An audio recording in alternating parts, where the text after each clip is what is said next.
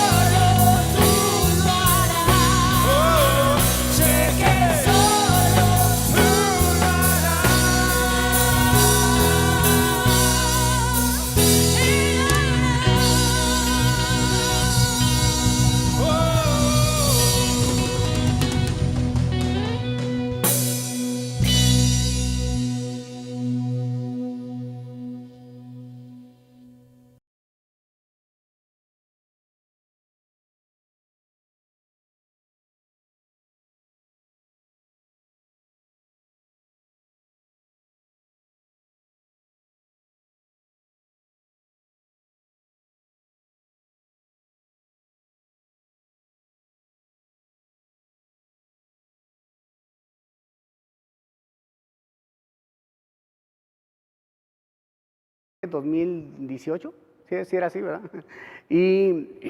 Pero quiero darte cinco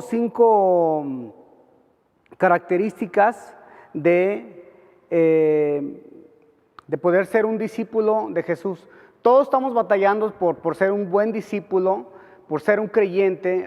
Déjame decirte que hay simpatizantes, hay gente pues amigable a las cosas de Dios, pero es muy difícil, hay una gran diferencia entre un creyente, un discípulo, y quiero darte en esta tarde 5 características de un verdadero discípulo. Y de antemano quiero decirte, yo cojeo del mismo pie, estoy del mismo lado, batallo con las mismas situaciones que tal vez tú y yo estamos teniendo en esta vida, en este mundo, pero estos 5 puntos nos van a ayudar a poder entrarle más duro, más de cajón, más de lleno a las cosas de Dios, ¿verdad? Número 1, vive con el pueblo de Dios. Vive con la gente que profesa lo mismo que tú. Va a ser muy difícil que tú y yo podamos caminar en las cosas que ahora nosotros hemos creído, hemos optado para poder crear una nueva vida. Dice la Biblia que las cosas viejas pasaron y aquí todas son hechas nuevas. Pero mucha gente piensa que todo está hecho nuevo automáticamente, así inmediatamente, y no, sino que se refiere a que dice, el que está en Cristo, nueva criatura es, pero todas las cosas se van a ir renovando, y tú y yo tenemos que ir luchando y batallando en áreas para que esas cosas se vayan renovando y recreando, ¿sí? Para una nueva vida. Pero número 1, 5 características esenciales para poder llegar a ser un discípulo, y el decir que somos discípulos no quiere decir que ya hayamos alcanzado toda la máxima plenitud, ¿verdad? De un creyente, de un seguidor de Jesús, pero me temo que a veces confundimos el ser discípulos con ser un fan de Jesús, ¿verdad? Un fan de Jesús puede ser tal como dice la palabra, un fan, un voluntario más, alguien que está ahí cuando se ocupa nomás, pero una persona que es discípulo es una persona que está mucho más comprometida con nuestro Señor Jesús. Número 1, vivir a través o en medio del pueblo de Dios. Zacarías capítulo 4 versículo 6. Permítame aquí, me faltaban mis lentes, no los traje. Zacarías 4:6 dice que dice el Señor, no es con tu fuerza, no es con espada, no es con ejército, sino con mi espíritu. Si tú y yo emprendemos un caminar con Dios, déjame decirte que no vas a poder lograr las cosas que Dios tiene para tu vida, para tu propósito, con tus propias fuerzas, sino es con su espíritu. Dice la Biblia también que los hijos de Dios somos guiados por su espíritu. Vive con el pueblo de Dios. Créeme que tú solo no la vas a poder hacer. En mi caminar con Dios, al principio era muy difícil porque yo tuve que cortar con algunas amistades. No que los hice a un lado, pero sí opté por gente que me pudiera ayudar en este nuevo proceso, ¿verdad? De conocer más de Dios. Y posteriormente, no quiere decir que yo me alejé de ellos, sino que posteriormente yo regresé para ya ahora sí con nuevas fuerzas y poder alcanzarlos y mostrarle también un poco de lo que yo ya había conocido. Vive con gente, vive a través del poder de Dios. Hechos 1:8 dice, pero recibiréis poder perdón, lo mezclé. Vivir a través del poder de Dios era el número 1, vivir a través del poder de Dios. Y Hechos 1:8 dice, pero recibiréis poder cuando haya venido sobre vosotros el Espíritu Santo y me seráis testigos. Todos nosotros tenemos ese gran privilegio, esa gran labor de poder ser testigos de Dios, testigos de lo que Dios ha hecho en nuestra vida, testigos de lo que Dios hizo en este mundo, de que vino y dio su vida por nosotros para que tú y yo podamos tener un propósito mucho más allá que tan solamente es vivir, comer, levantarte y al último serte viejito, y si no te pega el COVID, pues llegaste hasta los 80, 90 años, ¿verdad? Pero vive a través del poder de Dios. No la vas a hacer en tus fuerzas. Seguir a Dios no es meramente mental, no es intelectual, sino es a través de las fuerzas que solamente Dios nos puede dar. Y esas fuerzas están disponibles para ti. Están disponibles, son gratis totalmente, simplemente se las tienes que pedir a Dios y decir: Señor, yo quiero de esas fuerzas para poder obedecerte, para poderte amar también, ¿verdad? Y número 2, lo repito de nuevo, 5 características para poder ser un discípulo de Dios, un discípulo de Cristo, es: vive con gente de Dios, con el pueblo de Dios. No hay forma que tú y yo podamos soportar aún situaciones difíciles, llámese pruebas, llámese tentaciones, que gente que esté alrededor de ti, observándote, cuidándote. Yo te puedo dar miles de consejos, pero yo creo que lo primero que puedes hacer es: no te alejes de la gente que puede estar ayudándote espiritualmente. Yo sé que ahorita es muy difícil poder ir a una congregación cristiana, poder ir a un estudio bíblico en una casa, una célula donde te podías reunir antes y ahora no. Pero déjame decirte también que el cristiano no se define por reunirse nomás los domingos. El cristiano, dice la Biblia en el libro de Hechos, al principio del libro, que la gente que no conocía de Dios, les empezaron a llamar cristianos a los cristianos. ¿Por qué? Yo me puse a pensar, porque ellos actuaban como Jesús, hablaban como Jesús, a lo mejor se vestían como Jesús, ¿verdad? O no se ponían desodorante como Jesús, ¿verdad? Pues total, eran copias idénticas de Jesús. Y les empezaron a llamar cristianos. ¿Por qué? Porque vieron un ejemplo. El apóstol Pablo dice que no, hablando a Timoteo, que nadie te tenga en poco por tu juventud, sino sé ejemplo. Nos da la respuesta: sé ejemplo de aquellos, no para aquellos, los de afuera. Sé ejemplo de los creyentes, ¿sí? Pero bueno, ya ese es otro tema. Entonces, vive con la gente que profesa lo mismo que tú. Involúcrate con la gente que cree en lo mismo que tú. Involúcrate con la gente del pueblo de Dios. No te aísles. Es muy fácil aislarte ahorita, ¿sí? Fíjate, te puedes aislar tanto. Yo he escuchado noticias incluso de grandes hombres de Dios que la verdad en este año pasaron catástrofes, hubo caídas muy fuertes de gente que tú los veías en una posición. ¿Por qué? ¿Verdad? Porque también la Biblia dice que Dios envía su bendición donde están proclamando su nombre. Dice, y ahí envía vida eterna allí. Y número 3, otra característica de un discípulo es de que guarda su palabra. La Biblia dice en Salmo 119:9, dice: ¿con qué guardará el joven su camino? Con guardar su palabra. Y no que guardes la Biblia ahí en el escritorio, en el librero, sino que la atesores en tu corazón. La palabra guardar es como atesorar lo más precioso, lo más preciado, ¿verdad? Lo que no quieres que te roben, lo que no quieren que alguien lo tome. Guardar su palabra. ¿Qué es lo que dice Dios de ti, verdad? ¿Qué es lo que Dios dice de ti? ¿Cuáles son esos planes que Dios tiene para tu vida? Guarda su palabra. Tú sabes, cuando yo era joven, hace pues ya como unos 3, 4 años, yo viví en Estados Unidos y viví solo, la verdad.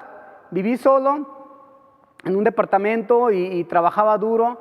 Y no sabes qué gusto me daba a mí poder llegar al departamento y abrirle el casillero del correo y que me apareciera: ¿tienes una carta de tu papá?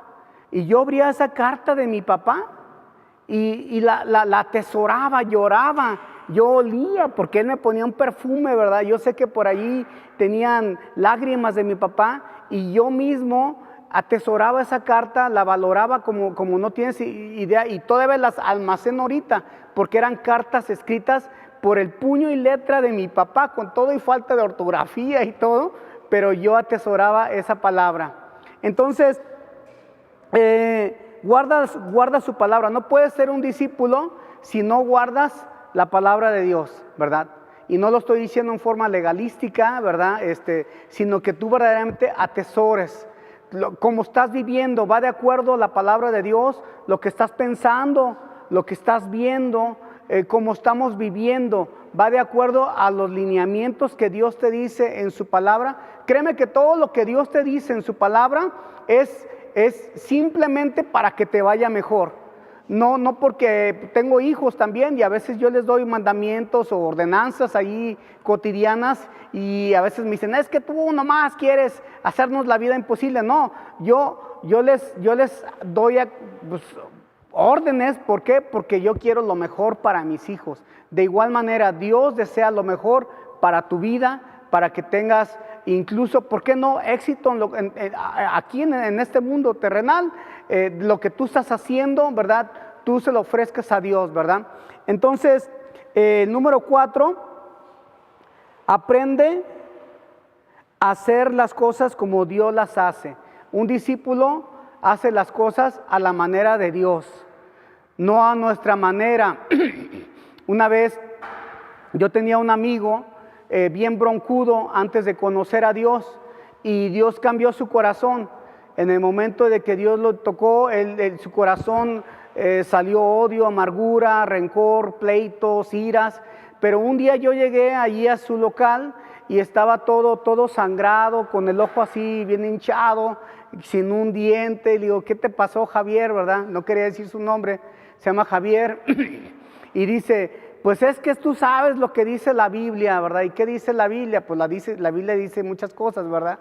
Pues dice que mía es la venganza, dice el Señor. Dije, ya me estaba dando miedo porque estaba diciendo todo esto.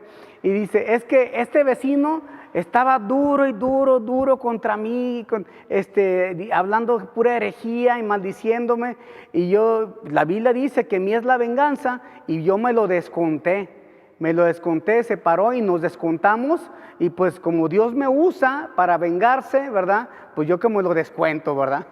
Pero no se trata de eso, no se trata de eso. Hacemos las cosas a la manera de Dios. ¿Y cómo hace las cosas Dios? Con fe, con misericordia, con amor, con compasión. Pero quiero hablar un poquito de fe. Todos necesitamos fe en este tiempo. Todos vivimos bajo incertidumbre de qué es lo que va a pasar en este 2021.